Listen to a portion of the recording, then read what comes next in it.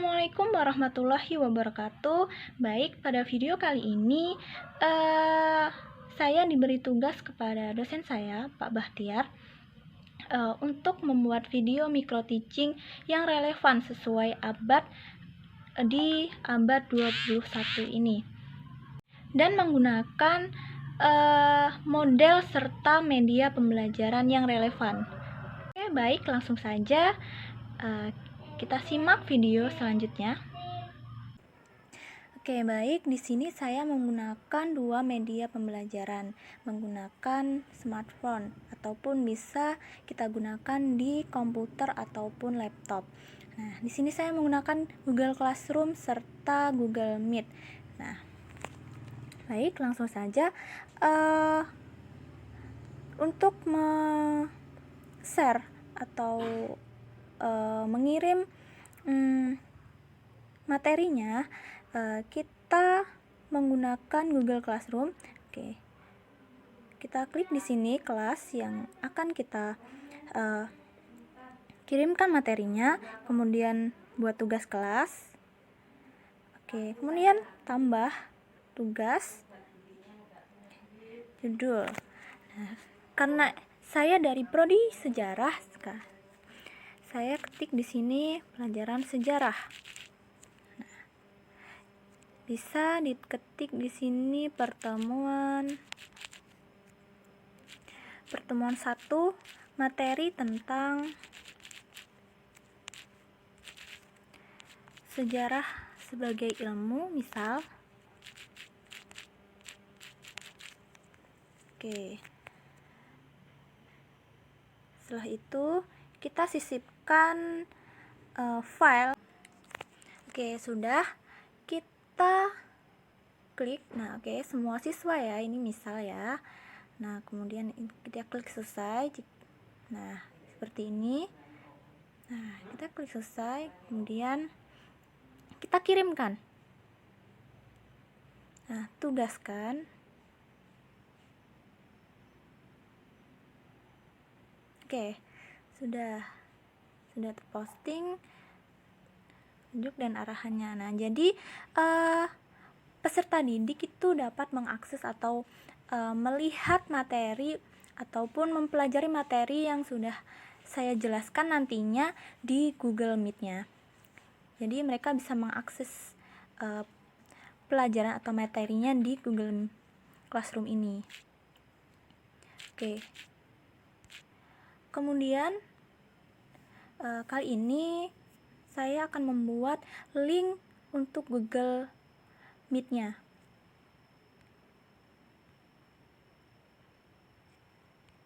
Oke, lanjutkan.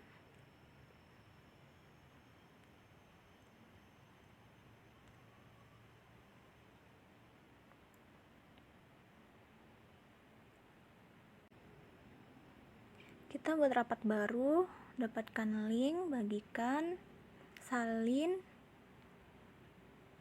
Oke.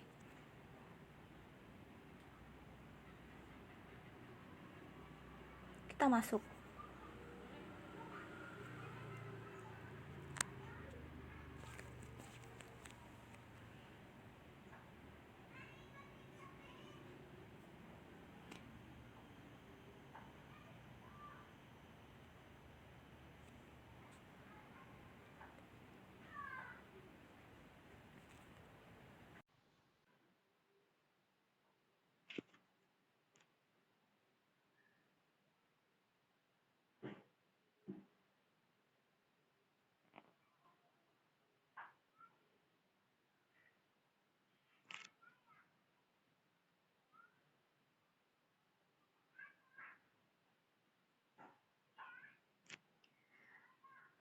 Nah, di sini saya akan bagikan atau membagikan layar. Oke, mulai berbagi. Izinkan. Baik, tampilannya maka akan seperti ini karena saya sudah membagikan layar, maka nanti di peserta didik tampilannya akan seperti ini. Nah, saya akan menjelaskan sedikit tentang materi yang saya bawakan. Jadi sejarah sebagai ilmu.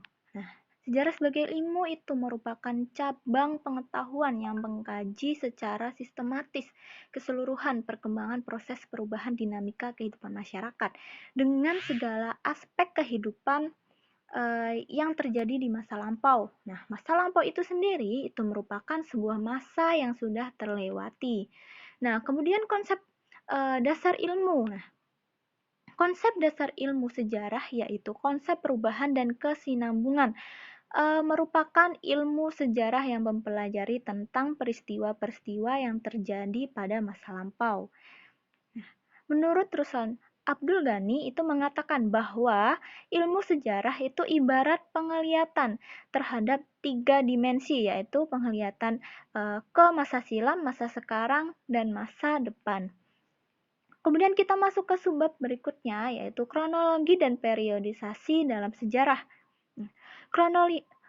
Kronologi dan periodisasi merupakan hal yang sangat penting dalam sejarah.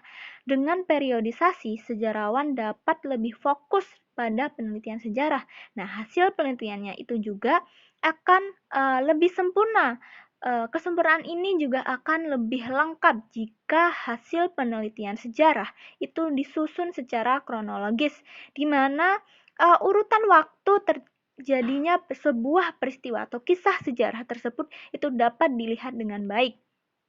Kemudian lanjut ke subbab berikutnya, yaitu kronologi dalam sejarah. Nah, kronologi itu berasal dari bahasa Yunani, yaitu kronos yang berarti waktu dan logos berarti ilmu atau pengetahuan.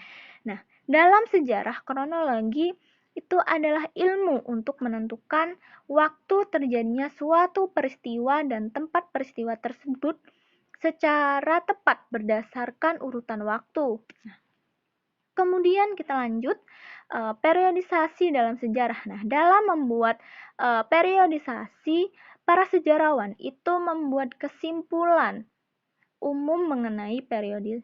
Nah, untuk para sejarawan, pembagian sejarah dalam 2 periode, yaitu zaman prasejarah, yaitu zaman ketika manusia belum mengenal tulisan, kemudian zaman sejarah, yaitu zaman ketika manusia sudah mengenal tulisan. Nah, mungkin hanya ini materi yang dapat saya sampaikan. Kita lanjut ke media pembelajarannya. Jadi setelah saya menjelaskan materi pembelajaran kepada peserta didik, di sini saya akan menunjukkan materi atau sebuah modul yang sudah saya kirimkan di Google Classroom agar peserta didik dapat mempelajarinya lebih dalam lagi. Nah, jadi di Google Meet ini memiliki fitur seperti chat. Nah, jadi guru dan murid itu dapat berinteraksi menggunakan chat di aplikasi ini. Nah, jadi saya dapat mengirimkan link atau bahkan peserta didik dapat mengetik hadir guna untuk absen di sebuah kegiatan pembelajaran kepada seorang guru. Nah, kemudian jika pembelajaran sudah selesai dan sudah ditutup, maka dapat kita klik tombol merah. Mungkin hanya ini yang dapat saya sampaikan mengenai inovasi pembelajaran di abad 21 ini. Nah, kurang lebihnya saya mohon maaf. Saya akhiri, billahi fisabilil haq fastabil khairat. Wassalamualaikum warahmatullahi wabarakatuh.